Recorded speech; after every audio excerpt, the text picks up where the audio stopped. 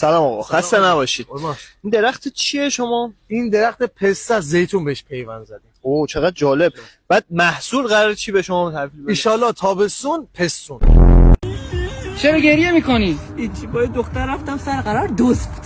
خب چی شد؟ هیچی، بهم گفت بریم ساک بزنم. تو چی کار کردی؟ فکر من دوستم گفتم برام رد کارت.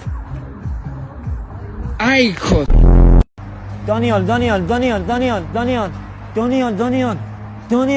بابا با تو هم یه نیا کن دیگه. چه دافیه حاجی، اینا که تو بدم بالا نیا کن بابا. نگاه ای کود. امیر اگه الان کنارم بودی پیشم بودی چیکار میکردی؟ بغلت میکردم دیگه موهاتو ناز میکردم دیگه دوست میکردم. دیگه بگو میخوای بدی. داداش ببخشید از دور داشتی می اومدی من چشم گرفت. برند لباستون چیه؟ کوتون کولومبیا. خودشه نگو کار دارم.